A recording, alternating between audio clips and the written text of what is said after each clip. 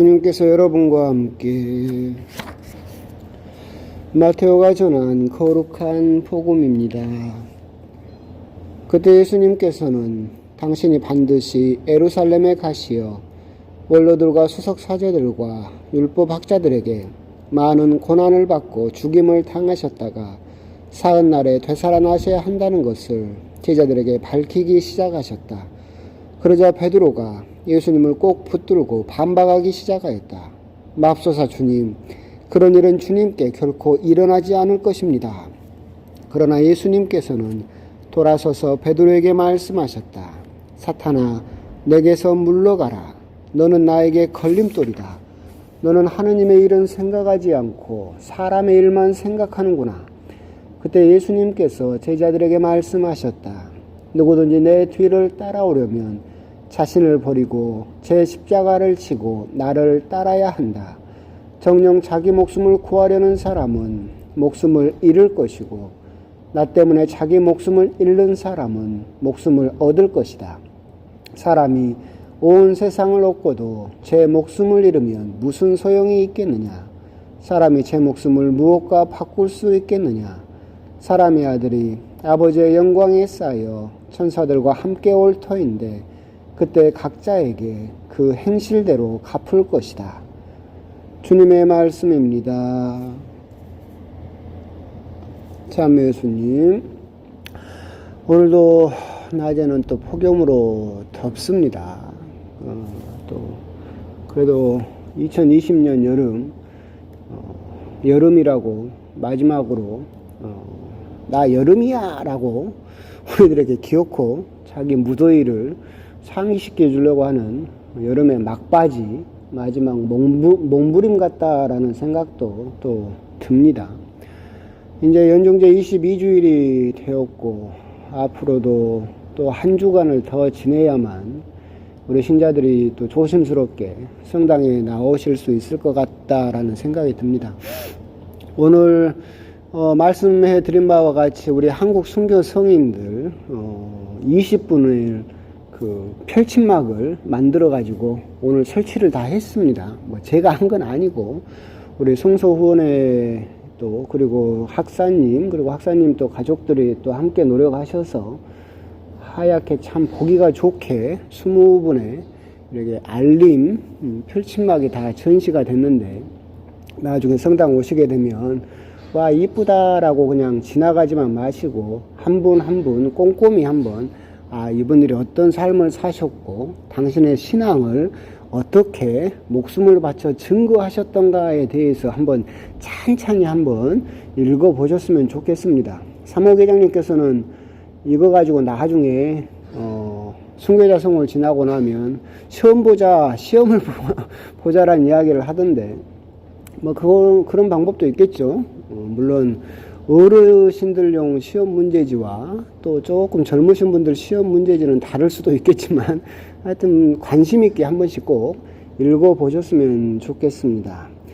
오늘 복음은 지난주 복음 이제 기억 못 하시겠지만 성당에 못 나오셔서 지난주 복음에서 이제 예수님께서 당신이 나를 누구라고 생각하느냐라고 제자들에게 물어보시죠.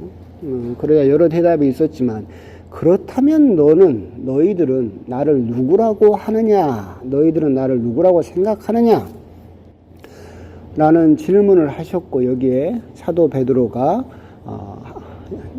살아계신 하느님의 아들 그리스도이십니다라고 당신의 올바른 대답, 신앙을 고백하게 되고 그래서 예수님으로부터 큰 칭찬을 받으면서 하늘의 열쇠를 받는 그런 내용이 지난주 복음 내용이었고 이번 주 복음은 이제 그것과 연관지어서 있는 겁니다.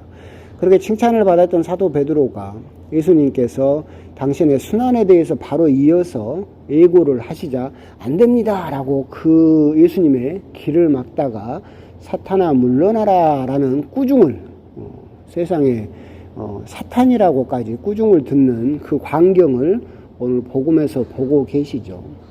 예수님께서 당신의 순환을 이야기를 하셨어요. 근데 사도 베드로는 어떤 꿈에 부풀어 있었었죠. 예루살렘에 입성을 하면 예수님께서 그런 다윗 때와 같은 왕국을 세우시고 방금 내가 올바른 대답을 해서 제자들은 계속 예수님 길에서 누가 더 높으냐, 누가 최고냐, 누가 1등이냐를 가지고 다퉜었잖아요. 근데 방금 그 대답으로 사도 베드로가 1등으로 인정을 받은 거잖아요. 그러면 이제 예루살렘에만 들어가면 자기는 탄탄대로가 기다리고 있을 것이다 라고 생각을 했는데 덜컥 예수님께서 그렇지 않다. 나는 그 길이 아니라 다른 길, 순환받고 죽음으로써, 그리고 또한 그 부활에 대한 이야기를 하시자 사도 베드로가 안 된다라고 그 길을 막게 되죠. 그래서 예수님께서 사탄아 물러나라 라고 이야기를 하고 계시죠.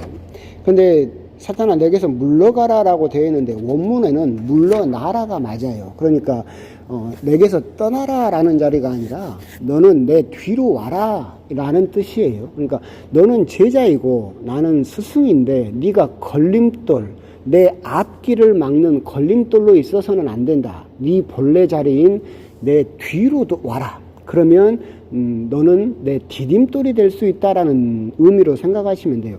예수님 앞길을 막으면 걸림돌이죠.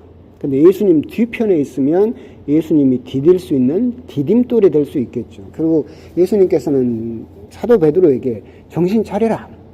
너는 내 앞길을 막는 네가 내 스승이 아니지 않느냐. 너는 내 제자이기 때문에 네 본래의 자리, 내 뒤로, 네 자리로 되돌아와라, 물러나라 라고 그렇게 꾸중을 하고 계신다라고 그렇게 생각을 하시면 되겠습니다. 오늘 복음을 보면서 이제 그런 생각이 들어요. 불교 우화에가 그런 이야기가 있어요. 한 사람이 정말 아무도 없는 광야에서 사자에게 쫓기고 있었어요.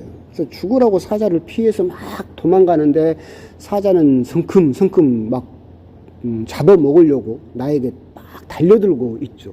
곧 죽어요. 근데 막 도망가다 보니까 도망갈 나무도 없고 도망갈 데도 없었는데 덜컥 거기에가 우물이 하나 있는 거야. 우물이 옳았구나 하고는 우물 속으로 뛰어내렸어요. 그런데 여기가 우물이 마른 우물이었는데 뛰어내리면서 이렇게 보니까 밑에가 독사가 막 우글우글해. 그리고 독사들이 입을 벌리고 너 떨어지기만 해라 하고 이렇게 기다리고 있는 거야. 그래서 이 사람이 떨어지던 도중에 황급히 손을 딱 뻗었더니 칡넝쿨을 딱 붙잡을 수 있었어요. 칡넝쿨에 딱 붙잡혀가지고 중간에 대롱대롱 매달려 있었죠. 그래서 매달려서 한숨을 쉬고 위를 보니까 사자가 입을 벌리고 올라오기만 해라 하고 기다리고 있고, 밑에를 봤더니 독사들이 내려오기만 해라 하고 기다리고 있는 거예요. 곧 죽게 생겼어요. 올라가든 내려가든 곧 죽게 생겼어. 근데 설상가상으로 갑자기 어디선가 쥐 2마리가 나오는 거야. 흰쥐, 검은쥐가 나와가지고 그 칡넝쿨을 막 갉아먹는 거야. 이제 꼼짝없이 죽게 돼 있어요. 이제 칡넝쿨에 매달려 있는데 그 칡넝쿨을 흰쥐, 검은쥐가 싹싹 갉아먹고 있어. 이걸 피해서 내려가도 죽고 위로 가도 죽어. 딱 죽게 생겨서 절망적인 상황이야. 그런데 이게 또 마른 우물이다 보니까 거기에가 벌집이 있었어요. 그런데 벌집에서, 머리맡에 있는 벌집에서 꿀이 어쩌다가 한 방울씩 똑똑 떨어져요. 그러니까 이 사람이 곧 죽게 된 상황에서도 이 벌꿀을 탁 이렇게 받아 먹었어. 얼마나 달아. 엄청 달아. 그래가지고 이 사람은 자기가 죽게 된 상황은 잊어버리고 저 꿀이 또 언제 떨어지나 하고는 벌집만 바라보고 있었다라는 이야기가 있어요. 그게 이제 불교 우화인데 결국은 그거죠. 이 도망가는 사람은 우리예요. 우리 자신이죠. 뒤에서 쫓아오는 사자는 죽음이죠. 그리고 우물 밑바닥에서 기다리고 있는 뱀, 이건 역시도 우리를 기다리고 있는 고통, 병, 죽음, 이런 것들이죠. 우리들을 힘들게 하고 떨어지면 우리들을 죽음으로 몰고 가는 것들이에요. 칡넝쿨은 우리의 생명이죠. 매달려 있으니까. 그걸 갉아먹고 있는 흰쥐는 낮이고 검은쥐는 밤이에요. 즉 시간이죠. 세월이에요. 세월이 지나면 우리 생명은 점점 갉아먹혀서 흰쥐, 검은쥐, 낮, 밤이 교대로 우리 생명을 갉아먹어서 우리는 곧 죽게 생겼어요. 그런데 그 벌집에서 떨어지는 꿀은 뭐냐면 쾌락이에요. 그러니까 어쩌다 한번 잊을만 하면 똑 떨어지는 그 벌꿀, 그 단맛에 취해서 사람은 자기가 곧 죽을 지경에 처했는지도 잊어버리고 그 쾌락에 취해서 그 볼꿈만, 쾌락만 바라보면서 살고 있는 지금 우리들의 모습을 이제 설명하는 그런 이야기가 있어요. 결국은 그것은 오늘 복음과 빗대어서 이야기를 해보면 예수님께서 죽음을 이야기를 하셨어요. 그래서 곧 죽게 될 것이다 라고 이야기를 하셨음에도 불구하고 사도 베드로가 취해 있던 볼꿀은 뭐예요? 자기가 예루살렘에 가서 예수님께서 왕으로 등극하시면 그때 내가 누리게 될 권력, 그잖아요. 방금 내가 대답을 잘해서 이 사도들 중에서 1등으로 인정을 받았다. 근데 예루살렘에만 가면 이제 예수님 옆자리, 그 자리는 내 자리고 내가 정말로 떵떵거리면서 살 수 있을 것이다 라고 하는 세상의 욕망, 이 쾌락에 빠져버린 거예요. 그 맛에 대해 현혹돼 버린 거예요. 그래서 눈앞에 닥쳐오고 있는 예수님의 죽음을 또한 생각하지 못하는 모습이 오늘 복음의 또한 모습이지 않을까라는 생각도 듭니다. 그리고 우리 역시도 신앙생활을 하면서 그런 부분들이 참 많아요. 우리들은 사실 그 우화에서 이야기하는 것처럼 곰곰이 생각을 해보면 하루 살았다라고 하는 것은 하루를 죽었다라는 의미라고 누가 그랬던 것처럼 우리를 기다리고 있는 것은 사실은 죽음이고 매일같이 우리들에게는 고통과 걱정과 불안과 이런 것들이 우리들을 들이닥치고 있고 예고도 없이 우리들을 괴롭게 하고 있죠. 시간은 나의 해마다 매일마다 이렇게 지나가고 있고 그런데 가끔 나에게 쾌락을 주는 것들이 있어요. 거기에 취해서 사실 내가 어떤 처지이라는 것을 잊어버리는 경우가 참 많죠. 그러다 보면 이 쾌락에 길들여지고 언제 떨어질지 모르는 그 볼꿀의 맛, 세상에 주는 쾌락에 빠져 있다 보면 내 처지를 잊어버리고 내 처지를 잊어버리면 어떻게 돼요? 하느님도 생각하지 못하게 되는 거죠. 결국 우리도 신앙생활을 하면서 내가 혹시나 그 가끔 주는 그 쾌락에 빠져서 내가 하느님을 잊어버리게 하는 그 쾌락은 무엇인가? 내가 정말로 하느님에 대한 관계라든가 내가 정말 처해 있는 이 긴급한 현재의 그 모습을 잊어버리게 하는 내가 가끔 취하고 있는 그런 쾌락은 어떤 것인가? 술일 수도 있고 아니면 어떤 사람은 뭐 도박일 수도 있고 어떤 사람은 뭐 홈쇼핑일 수도 있고 어떤 사람은 드라마일 수도 있겠지만 그게 다 나쁘다는 것은 도박은 물론 나쁘지만 하여튼 다 나쁘다는 건 아니지만 거기 맛에 취해버리면 안 돼요. 그러잖아요. 그 맛에 취해서 오직 그것만을 바라보고 있게 되면 현재 나의 처지 지금 내가 짊어져야 될 십자가 그리고 나를 위해서 돌아가셨던 예수님의 죽음 이것까지도 잊어버리고 예수님 앞길을 막아버리게 되죠. 안 됩니다 라고 막아버리게 되겠죠. 그때 예수님께서 우리들에게 하시는 말씀 내 뒤로 물러나라. 네 자리를 깨달아라. 네 현재 모습 그리고 네 본래의 모습 네가 지금 처해 있는 상황을 깨달아라. 그렇다면 너는 나를 내 뒤로 물러서서 내가 가는 길을 따라서 네 십자가를 지고 걸어갈 수 있을 것이다 라는 거죠. 누구든지 내 뒤를 따라오려면 자신을 버리고 제 십자가를 지고 나를 따라야 한다라고 오늘 복음에서도 이야기를 하고 계시죠.